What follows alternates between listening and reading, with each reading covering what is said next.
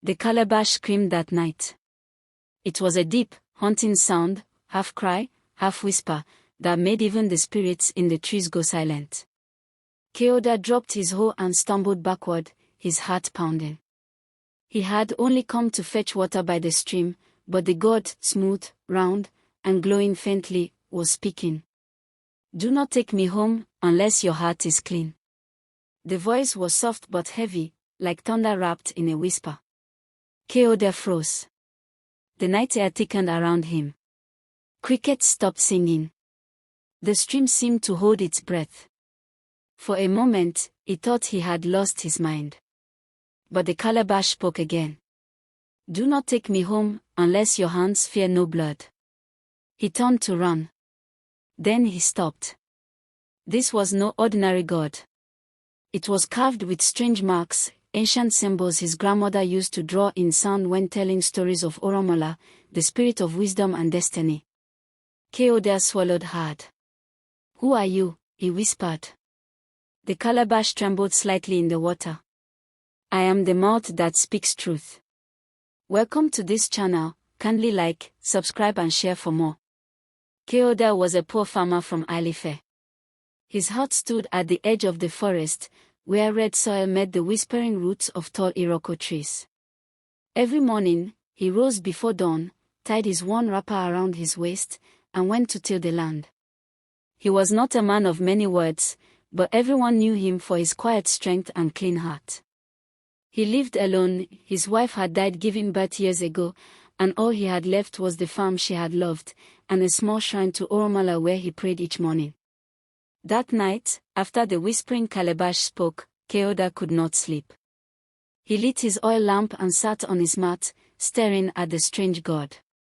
"Do not take me home unless your heart is clean," the words echoed in his mind.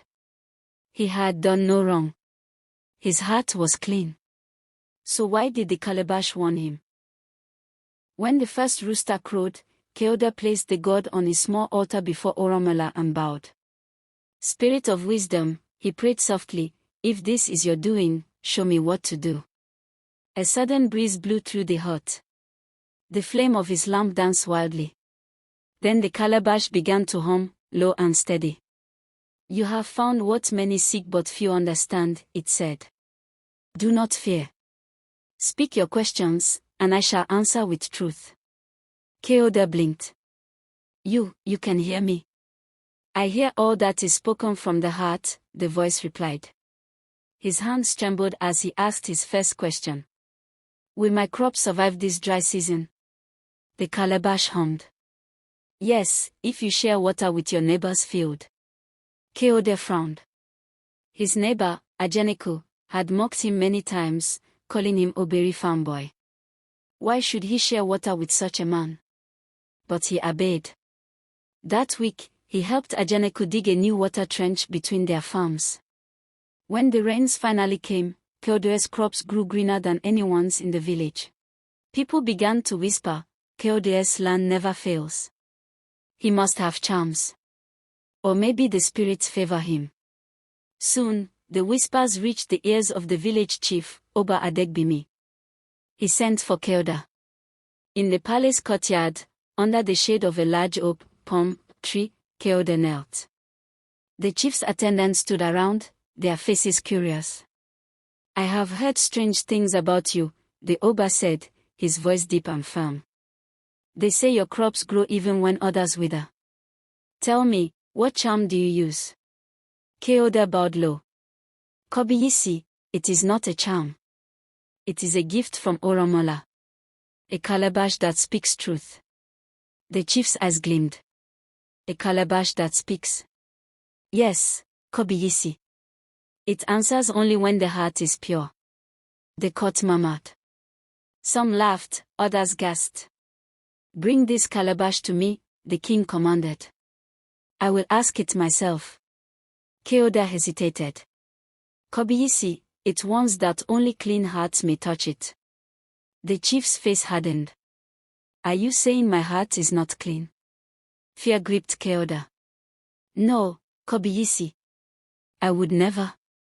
"Enough," the king snapped. "Bring it tomorrow." That night, Keode knelt before the god again. "What should I do?" he whispered. The calabash glowed faintly. "Truth cannot hide from power," it said. "But power fears truth." Keode did not understand those words, but by morning, he wrapped the god carefully in cloth and went to the palace. The king sat on his stool of ivory, surrounded by elders and guards. Keode placed the calabash on a wooden mat before him. The hall grew silent. "Speak, then," the king said mockingly. "Let me see your talking god." Keode bowed. "Ask it what you wish, Kobiyisi." The king laughed softly. "Calabash of Ò rúnmìlà, if you truly speak truth, tell me, who among my chiefs steals from the royal treasury?" The room grew tense. The calabash began to hum. Slowly, it spoke. "The hand that steals wears gold. The mouth that lies speaks first in the morning. The heart that plots sits closest to the throne." Everyone gasped. The king turned sharply to his right, where Chief Ogonde, his closest advisor, sat with golden bangles on his wrist. "Lies!" Chief Ogonde shouted. "This is trickery." But the guards found hidden coins beneath his robe. The court erupted in shock. The king rose slowly, his face pale. "This calabash, it truly speaks truth." That day, Ogonde was banished. And the Whispering Calabash became the most feared object in Alife. Weeks passed. The king's curiosity turned to greed. He began to use the calabash to settle every dispute, land, marriage, even inheritance. People came from faraway towns with goats, yams, and bags of cowries, begging to ask one question each. At first, Keode tried to warn him. "Kobiyisi, this gift was not meant for profit." But the king only smiled. "Wisdom should not be free, my son. Even Ò rúnmìlà received sacrifices before speaking." Soon, the calabash never rested. It was placed before the throne every morning, humming with endless questions. "Who bewitched my child? Is my husband faithful? Who will win the chieftaincy?" And it answered truthfully. Every time. But something dark began to grow in the palace. At night, servants swore they heard whispers, hundreds of voices echoing from the hall. "Truth, truth, the truth," they murmured. The air turned cold. Lamps flickered on their own. Keode grew afraid. Then one morning, when the king asked a question about his own destiny, "Will my reign last forever?" the calabash gave a strange answer. "Even the longest rope meets its end. When greed blinds the eye, the crown will fall." The hall went silent. The king's face twisted with anger. "You dare curse me," he shouted, kicking the calabash. It rolled across the floor and cracked slightly. A faint mist escaped, like breath. Keode gasped. "Kobiyisi, stop." But the king had already called his guards. "Take this liar away. I will no longer be mocked by a god." They seized Keode and threw him into the palace prison. That night, the palace could not sleep. Strange voices filled the air. The calabash whispered without stopping, its voice multiplied, angry, restless. "You broke the bond of wisdom. You used truth for gain. Now your lies will choke you." The king tossed and turned on his bed. He dreamed of a giant calabash swallowing him whole, its walls closing in as thousands of whispering spirits chanted his name. By dawn, he woke drenched in sweat. The whispers had not stopped, they were real. The calabash, cracked and glowing, was now whispering the secrets of everyone in the palace. It spoke of hidden sins, betrayals, and blood. The cook poisons the stew. The guard loves the queen. The queen's child is not of the king. Madness spread. Guards fought one another. Servants fled. The palace became chaos. In his cell, Keode prayed to Ò rúnmìlà. "Spirit of wisdom, forgive us. The truth has become fire. Show me how to end this." The air shimmered. And the voice of the calabash, gentler this time, spoke in his mind. Return me to the place of still waters.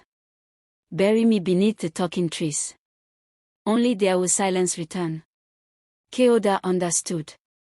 As the palace burned with confusion, Keoda escaped. The guards were too busy fighting to notice. He found the calabash lying on the floor of the throne room, glowing brighter than ever. The moment he touched it, the whisper stopped for a heartbeat. Hurry, it said weakly. The spirits grew angry. He wrapped it in cloth and fled into the forest. Thunder rumbled though the sky was clear. The air smelled of rain and smoke. Every shadow seemed alive. He ran until his feet bled, until he reached the same stream where he had first found the calabash. The water was calm, shining under the moon. He knelt. Is this the place? The calabash hummed faintly. Yes. Keoda dug a hole beneath the old Iroko tree and placed it inside. Forgive us, he whispered. We were blind. Before covering it, he heard one last whisper. Truth is not a weapon. It is light. Use it well, or it will burn. He buried it completely. The forest sighed, as if in relief. And for the first time in many nights, silence returned. When Keoda returned to the village, the palace was empty. The king, they said, had vanished. Some claimed he ran mad and wandered into the forest. Others said the spirits took him for abusing divine truth. The people, now free of fear, begged Keoda to become their leader. But he refused. I am only a farmer, he said quietly. Let us learn from what happened. Truth must live in our hearts, not in a calabash. He returned to his farm and lived the rest of his life in peace. His crops flourished, and people came from other towns to learn from him. Years later, when Keoda grew old, he often sat by the same stream, listening to the wind through the trees. Sometimes, if the night was quiet, he thought he heard a faint hum beneath the earth, like a whisper of calm truth. Generations passed, and the story of the Whispering Calabash became legend. Parents told their children, and the children told theirs. They said the calabash still lies beneath the old Iroko tree, sleeping, waiting for the day when hearts are pure enough to listen again. Some claim that those who speak lies near that tree hear a soft whisper warning them. Truth does not shout. It whispers. Only the wise hear it. And so the people of Alife learned that wisdom is not in knowing all things, but in knowing when to listen, and when to stay silent. Wisdom, only those who seek truth humbly can handle it. Greed, even divine gifts can become curses when used for gain. Destiny, what is meant to reveal light cannot dwell long in darkness. Divine justice, the spirits of rúnmìlà always restore balance. Don't forget to subscribe, like and share for more.